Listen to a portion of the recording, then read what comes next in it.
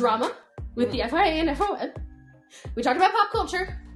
And now we're moving on to something that's actually about a car, Nicole. We get to talk about tire testing. I'm so excited! Never did I think I'd be so excited about tire testing. And, of course, I would love to learn more about tire testing. I know, basics. So I have a fun little challenge for you. Okay. So we have we're going to play a game. Okay. Where you have to answer questions about tire testing. Maybe, we can teach our audience some, teach me some a little bit, except I'm going to give you certain words that you were not allowed to say in your answer. Okay, you could make this really hard or just normal difficulty. Oh no, it's very hard. Okay. So when I ask you a couple questions about tire testing, you cannot say the following in your response. Okay. Hard, medium, soft, test. Not starting now. I can say test right now, right? Yeah. Okay. I have an answer. Okay, that's right. After the questions. And time. Okay. And grip. Okay. So I'm going to get situated and pull those up really large on the screen in front of me so I can try to because that's a lot of words.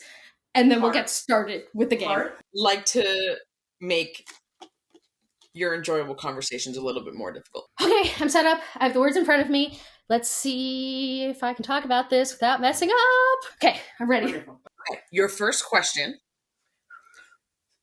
Why does Pirelli do test days? What are they even testing for?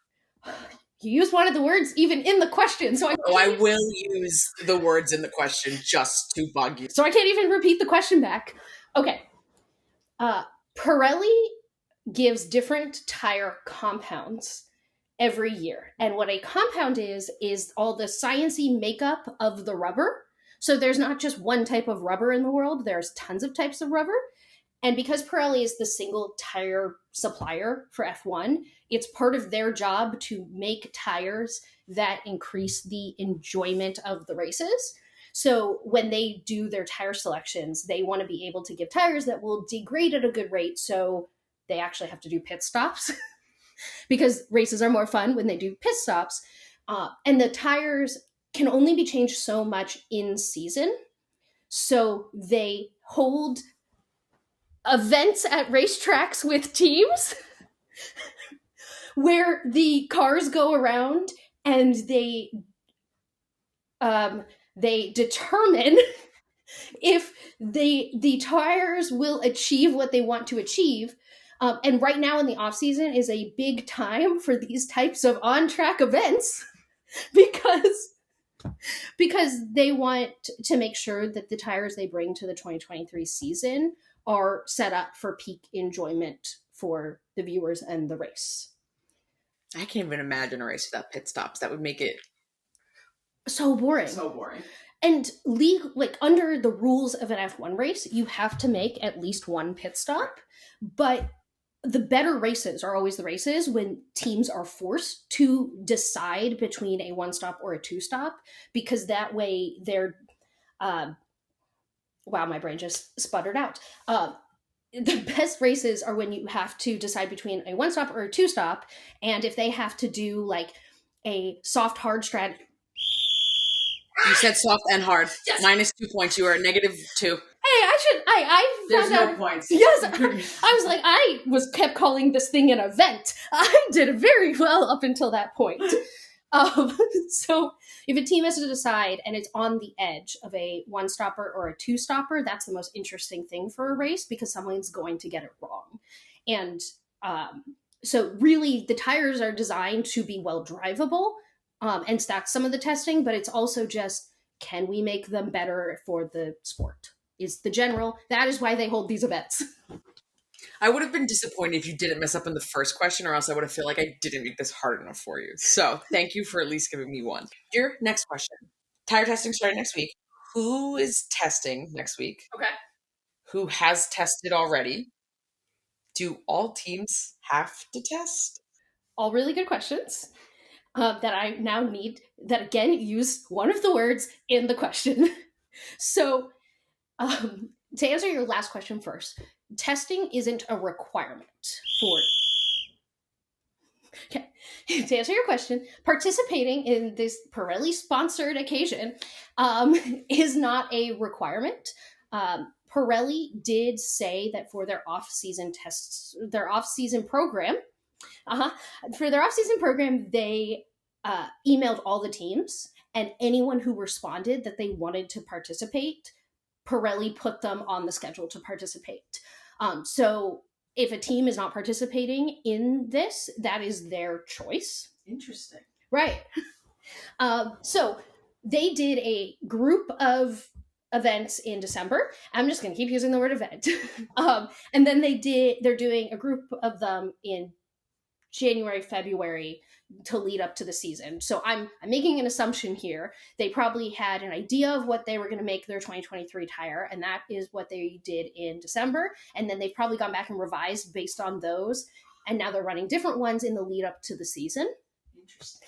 I will also point out that if you remember last season, there were different sessions in the schedule where they had to run the 2023 tires. Oh, yes, we saw this at COTA. Exactly.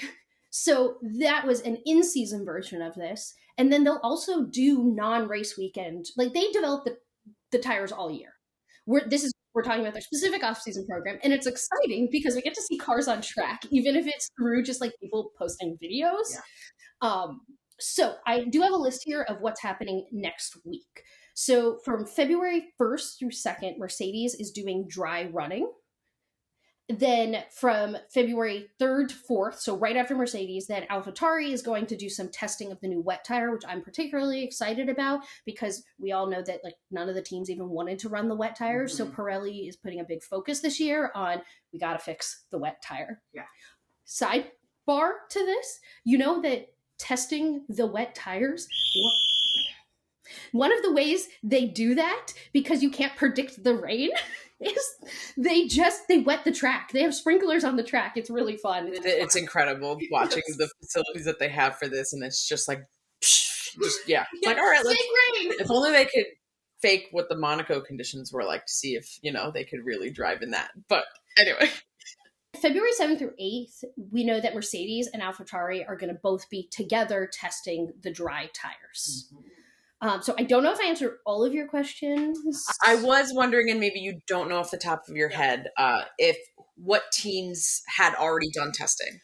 I don't know off the top of my head, but I can check. It's actually really easy for me to do. Live check. We live in a world of technology, and we can get this answer. So in December, the teams that participated were Alfa Romeo, Ferrari, and AlphaTauri. And I believe, if I remember correctly, all three of those were wet sessions. Mm-hmm. And then I think Mercedes next week on February 1st. So it's Wednesday is the first day of testing. Wow. Did you know when you put that on the list that was the one I was going to slip up on? I anticipated it mostly because I knew I was also going to be putting it in my questions. So it was already in your brain. And it's also, we're literally talking about tire testing. So it's like, how many ways can you say not testing? And tire would have been too mean. Yeah.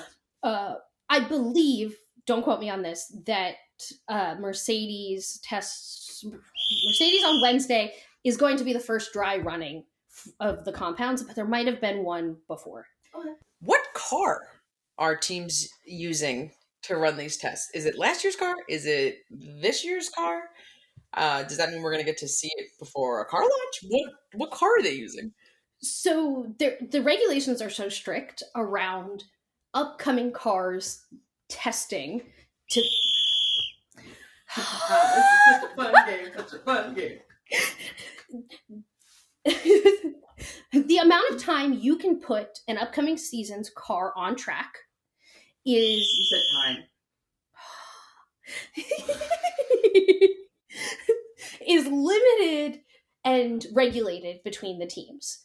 So none of the cars are the 2023 cars, because that would be unfair. Now, I would argue that all the teams could just be participating in tire testing, and then they could do it. I'm just going to That's breaking the rules. I know. I wouldn't. I can't see a reason why you wouldn't want to participate as a team. I think that's wild to me. But the answer to your question is they're all using 2022 cars, and there's actually an FIA representative there who's making sure that no part on the car wasn't run on the car at some point in 2022. So this is where the gray area comes in that I find really interesting, because a lot of F1 is gray area and like, how can you gain an advantage? The cars in 2022 were not the same the whole time. And the only rules are if a part is on the car for Pirelli's on-track session, then it needed to be run on the car in 2022, but it didn't need to be all run the same way. So I am sure that some of the parts that certain teams ran at the end of the season that maybe they didn't actually end up using in the 2022 race, but they ran it in a free practice session, they could, for some reason that we can't foresee right now, put it on the car because they want to get data in some way around that. So it doesn't need to be used in a race. It could have been FP1 quali. It just needed to get the fancy sticker in the pit lane of you participated. Right, exactly. You participated. So, which is why I go back to, there's no reason to me, and I would love someone please explain this to me, why you wouldn't participate. Because to me, I just envision, okay, you have all this data on your 2022 car. Then you're developing your 2023 car based on that data. The 2023, we're not in a brand new regulation set. So this is an evolution set. So you're evolving. So getting data on your 2022 car on how the tires will react in 2023 to that, just like means you can set up correlation models ahead of time and don't need to wait for the first day of testing in Bahrain for that. We're doing so well. That was a lot of talking without a whistle. Right, it was. And then I was like, wow, she really has just come up with every other way not to say test. Okay, last question of this, because I did really, really well. I'm very impressed. Thank you. But I am glad that testing was very difficult. That was my intention. So we're talking about data. What do teams learn from this? What can they use moving forward with this? Is there a competitive advantage they get for participating in this? Maybe? Definitely a maybe. So we're entering, Briana starts to speculate territory here. And it would be really interesting to hear this confirmed or denied, or I am sure that there is not enough of an advantage, because if it was such a huge advantage, then every team would have responded to that email and chosen to participate. There would be no reason why like Red Bull wouldn't be running their car out there. But I envision that there has to be some kind of information gleaned in a sport where it's all about how much data can I pull and how much information can I have. Having information, even if it's with the 2022 car, can only benefit the team, in my opinion. Doesn't seem to be a drawback. I wasn't able to figure out. So again, if someone out there in the universe wants to tell me this information, please communicate this to me. I don't know who pays for these track sessions. That's what I was about to say, is maybe it's a cost thing, and especially with cost cap and budgeting and all these different types of things, that I could see a smaller budgeted team not wanting to do that. I doubt it's under the cost cap, but not all teams are at the cost cap. So they just might not have the money to ship their car there. So even if they don't have to pay for the fuel, or maybe there's some subsidy from Pirelli, you still need to get a car there. You need to have members set up the car there. You need to have drivers be able to drive the car there. It is a logistics thing, and that is time where people are away from the factory. Maybe it just doesn't fit in your schedule. Like there's so many reasons why you couldn't. But from a strictly, I am gathering information, like having been one of the people to drive a developmental version of the 2023 tires, which we know are going to be different, because Pirelli's talked a lot about all the ways that they think they need to change the tires for this regulation set. They made a lot of decisions last year, based on data that wasn't on track data, because they saw the regulations and how they thought the cars were going to perform and develop tires for that. And then throughout the season, they realize, oh no, we can do this even better. So a lot of people talk about how Pirelli's designing the tires to make them less understeery for next year. We know we're getting another compound. We spent all year complaining about the white tires. Thank you. Thank you. The ones that are colored white, because I can't say that word. And this new compound is supposed to give Pirelli more choices, so we complain less about it. And it's all the same way the teams develop the cars and the FIA develops the regulations. Pirelli is developing the tires. And that is why I am so excited that this is all happening, because to me, it feels like the season's starting and we're going to have like tech stuff to talk about again, which is tires. And I'm so excited. So even though you gave me a challenge, thank you for indulging me and letting me discuss all of this. No, that was great. You did a really, really good job. I had a great time with it. It was a really, really fun segment. I think I might just do this all the time whenever we're talking tech stuff. This is a great fun. Tech Taboo, so much fun. We want to give a huge thank you to voiceover man Bryce from Apple and our four-legged executive producers. Follow, rate, and review the pod. Please give us 5 stars. Be our friend. Follow us everywhere, TikTok, Twitter, social media. We are at Gridwalk Show. We will see you next Thursday and every Thursday after.